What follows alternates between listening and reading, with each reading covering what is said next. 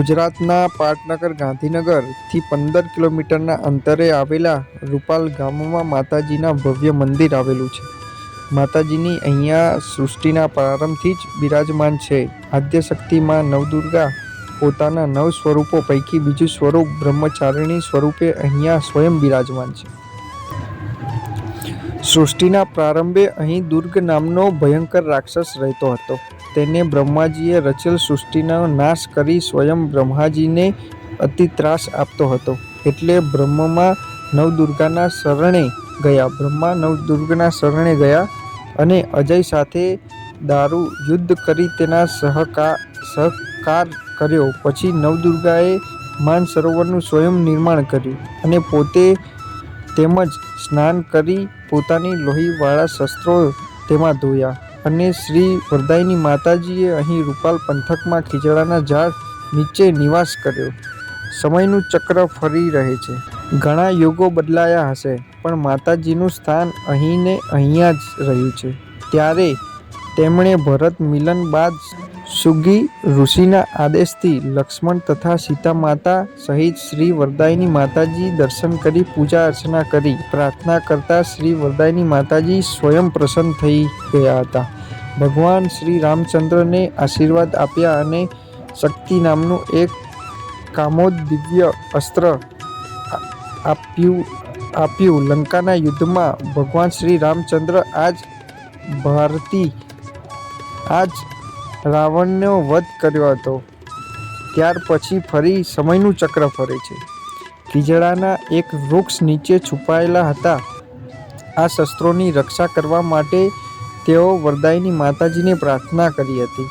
આ ખીજડાના ઝાડના નીચે માનું સ્થાન હતું. તે વખત રૂપાલ અને આજુબાજુના પંથકોમાં ગાઢ જંગલો હતું. ગુપ્તવાસ પૂરો કરી પાંડવો વિરાટનગર એટલે કે હાલના ધોળકાથી પાછા ફર્યા હતા અને તેમના શસ્ત્ર છુપાવ્યા. તે પરત મેળવી માના આશીર્વાદ લીધા અને ત્યાંથી પંચબલી યજ્ઞ કરી પંચદીપલી બનાવી મા પાસે મૂકી હતી.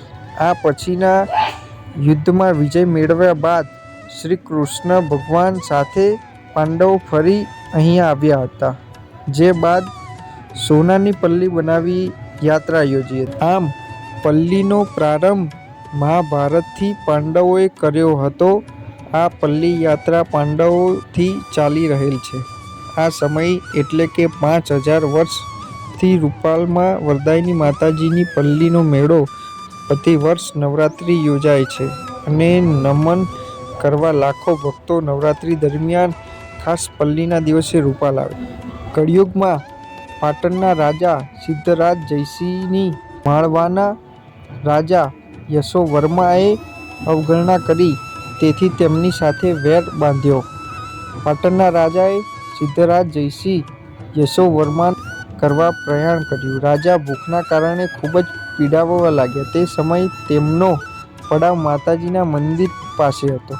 રાજા જ્યારે નિંદ્રાધીન થયા ત્યારે માતાજીએ સ્વપરા દર્શન આપી કહ્યું, સવારે ઉઠી ગાયના છાણનો કિલ્લો બનાવી તેમાં અડદનો લોટ, શત્રુનું પૂતળું બનાવી તેનો વધ કરી અન્ન ગ્રહણ કરજે.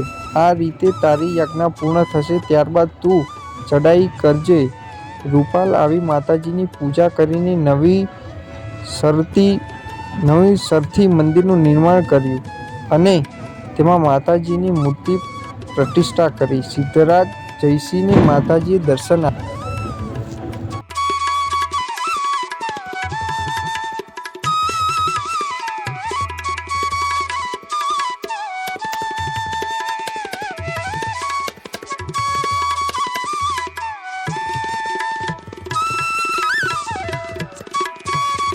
મિત્રો, તમે જોઈ રહ્યા છો આ સામે નવ ખોડિયાલ માતાજીનું મંદિર હમણાં જ પ્રતિષ્ઠા થઈ છે અને આ વરદાયમાનું મંદિર અને તમે જોઈ શકશો અહીંયા અંદર હનુમાન દાદા, ગણપતિ દાદા અને ખોડિયાલ માતાજી. મંદિરના અંદરનો નજારો કંઈક આ પ્રકારે તમે જોઈ શકશો. માતાજીના દર્શન કરીશું આપણે. ખૂબ જ સુંદર શિલ્પ કલા.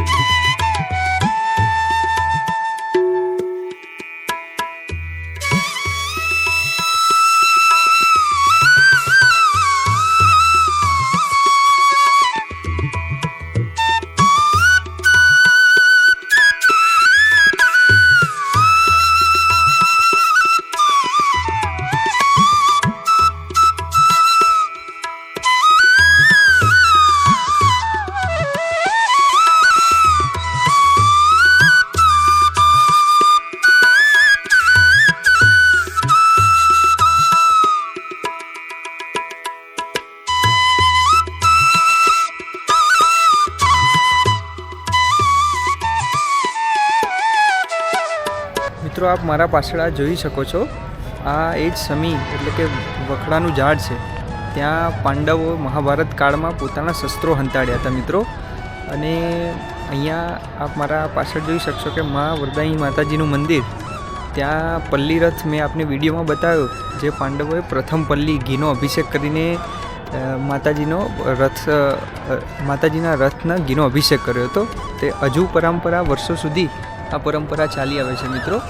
અને 5000 વર્ષથી પણ વધુ સમય થઈ ગયો છે આ પરંપરાનો, તો પણ હજુ અવિરત આ પરંપરા મહાભારત કાળથી ચાલી આવે છે. એવું ઐતિહાસિક રૂપાલ ગામનું મા વરદાયી માતાજીનું આ મંદિર